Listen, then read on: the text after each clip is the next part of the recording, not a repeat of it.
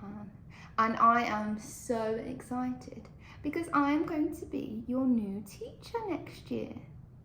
Some of you might recognise me from FS2, but I am so lucky because I get to come to year 1 with you. If you don't know me, don't worry, because I know that we are going to have an amazing year together in 1D. I can't wait to meet you all, and I'm so excited for our year. I thought it would be really nice for us to read a story together. So I'm going to read for you one of my favourite stories. It is called Room on the Broom. You might have read this story before, but before we read the story, I need you to do one thing for me. Can you get your magic wand ready? And can you say, Abracadabra? Wow, you guys really are magic. Room on the Broom. The witch had a cat and a hat that was black.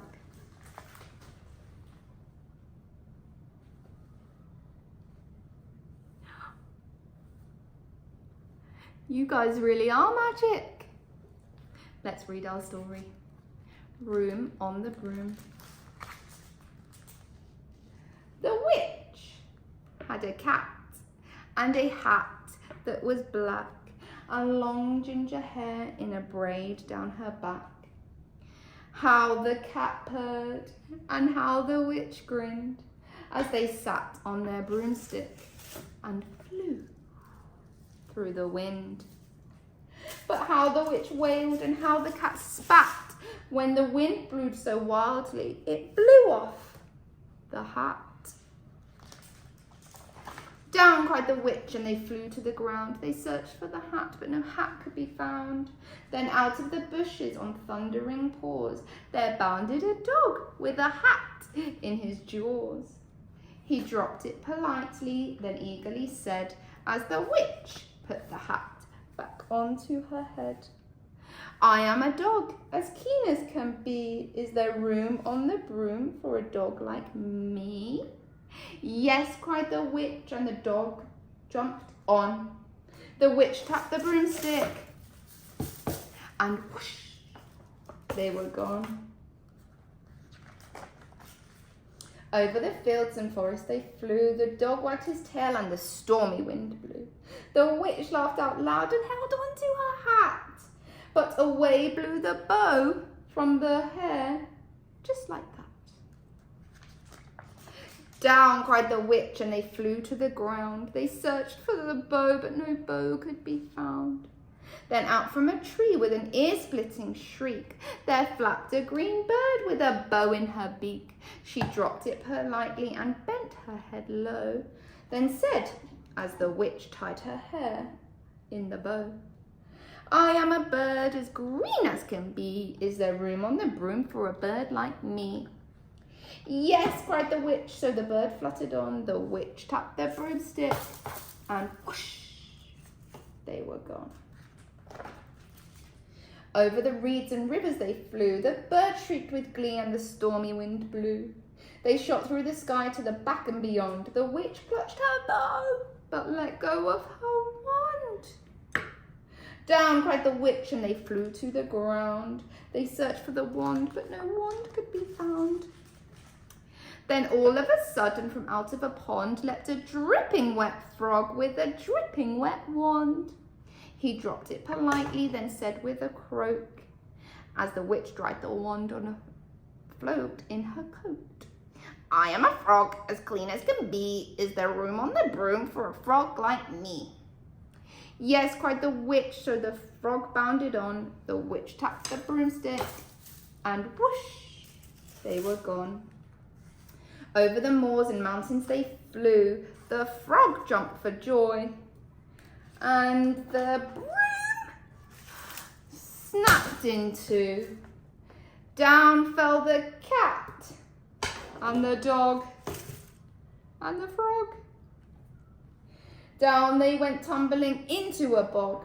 The witch's half broomstick flew into a cloud, and the witch heard a roar that was scary and loud. I am a dragon as mean as can be, and you, witch, look like a good supper to me.